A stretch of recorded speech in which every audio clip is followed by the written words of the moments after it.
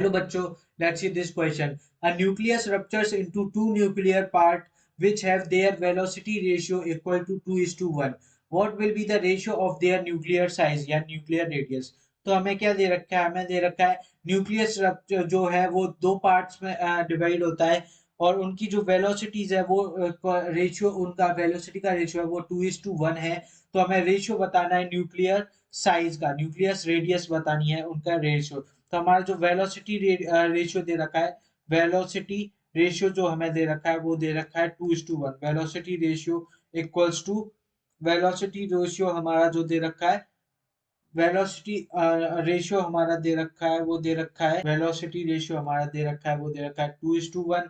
और जो हमारा मास रेशियो यहाँ से वेलोसिटी यानी कि हमारा जो मोमेंटम होगा, मोमेंटम हमारा कंजर्व रहेगा, momentum is conserve, momentum is conserve, momentum is conserve, momentum हमारा कंजर्व्ड रहेगा।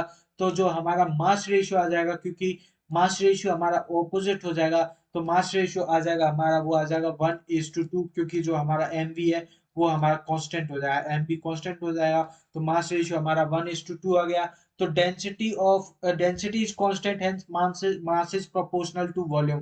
तो जो हमारा मास होगा वो वॉल्यूम के प्रोपोर्शनल हो जाएगा, वॉल्यूम के प्रोपोर्शनल हो जाएगा। इसका मतलब क्या हुआ कि R1 Q is to R2 Q जो हो जाएगा वो हमारा हो जाएगा 1:2, 1:2 का 1:2। तो R1 is to R2 जो हमारा आ जाएगा वो आ जाएगा 1:2 की पावर 1/3, 1:2 की पावर 1/3। यानी कि जो हमारा करेक्ट ऑप्शन होगा वो करेक्ट ऑप्शन हमारा बी ऑप्शन हमारा करेक्ट हो जाएगा।